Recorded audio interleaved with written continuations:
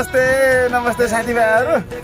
आज 9 बजेको पालो हो, तर पछाडि गाडी नगएर 9:30 बजे हिँड्ने भइयो। बाट चाहिँ 2:40 को पालो। अब अरू के देखाउनु छ र होइन, मैले ल ट्याक्क लाएर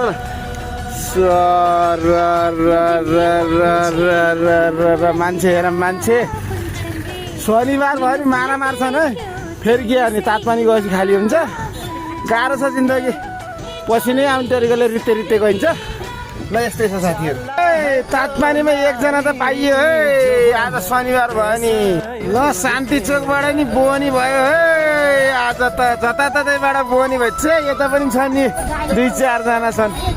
ढुङ्गाबाट पनि एकजना पाइयो, यता त छैन नि, सब रित्तै छ। राजढुङ्गाबाट सर्नु अब, आज त चोकै पछि पाइएछ है। ल साथीहरू, दरबाङ आइपुग्यो। दरबाङ आइपुग्दा त खै मान्छे त यहीँ बराबर जिन्दगी गाह्रो छ मलाई।